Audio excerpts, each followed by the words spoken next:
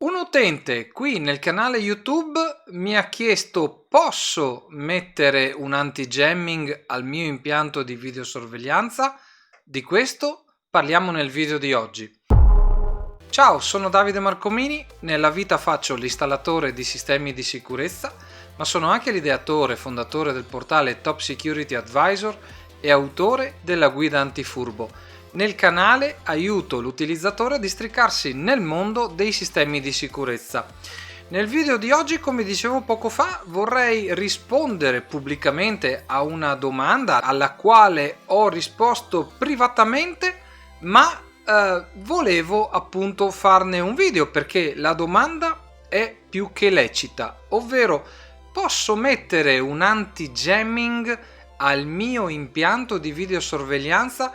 Che cos'è il jamming? Che cos'è il jammer? E che cos'è un anti-jamming? L'abbiamo detto più e più volte in diversi video, ma la domanda è più che lecita e quindi vorrei provare a rispondere nel modo più esaustivo possibile a quello che è il dubbio di questo utente, ma un dubbio più che lecito che potrebbe venire a chiunque, ovvero: posso mettere un anti-jamming al mio impianto di videosorveglianza? Che cosa preclude? La domanda preclude che probabilmente il tuo impianto di videosorveglianza sia collegato ad un router GSM 4G, LTE, eccetera. Che cosa può succedere? Può succedere che un disturbatore jammer possa interferire con le frequenze, per semplificare, e quindi non ti giungano, non ti arrivino le notifiche push a seguito di un evento di allarme prodotto dalle tue telecamere di videosorveglianza, che quindi diventerebbero inutili. Ecco, l'anti-jamming, inteso come un'apparecchiatura tipo Controlab, di cui ho sempre parlato in un altro video, da solo non impedisce l'azione del disturbo o del disturbatore, ma la può segnalare. Che cosa significa? Significa che se è collegato ad un'apparecchiatura in grado di rilevare il disturbo, lui mi fa partire una serie di notifiche che mi comunicano l'avvenuto disturbo.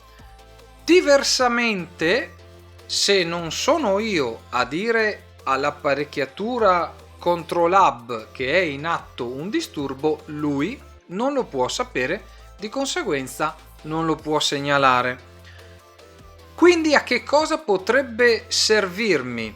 Come posso fare, nel caso specifico della domanda di quest'utente, a in qualche modo aumentare la sicurezza del mio impianto di videosorveglianza collegato, come si diceva, ad un router 4G, LTE o banalmente collegato in Wi-Fi? Beh, potrei prendere un'uscita di allarme del mio videoregistratore.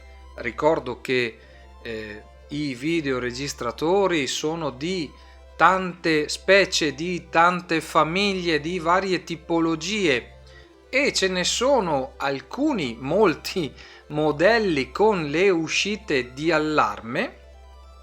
Potrei collegare il mio Controlab ad un'uscita del videoregistratore, non che mi segnali l'avvenuto disturbo, perché abbiamo già detto non lo può fare, ma che mi segnali l'allarme.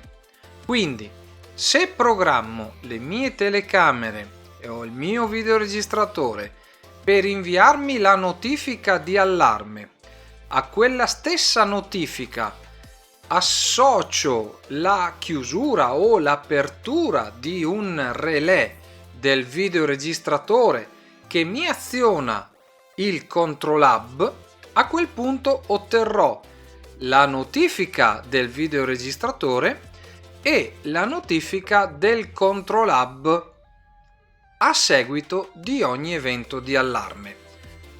Se qualcuno mi mette un disturbatore, mi aziona un jammer nelle vicinanze della mia rete, del mio videoregistratore, in modo da disturbare la mia connessione o la mia wifi, e il videoregistratore e le mie telecamere non riescono più ad inviarmi la notifica push in quanto disturbate, mi arriverà solo la notifica di allarme da parte di Control Hub.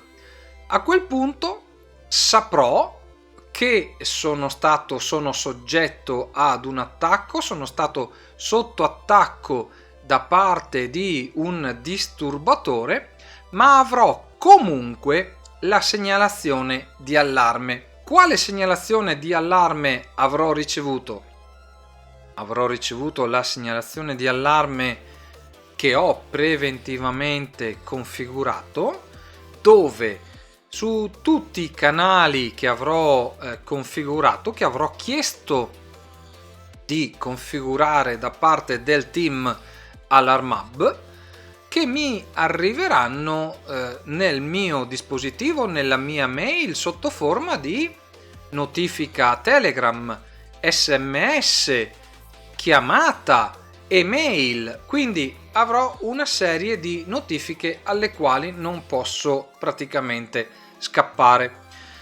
Ma tornando alla domanda principale, sicuramente l'azione del disturbo non può essere evitata.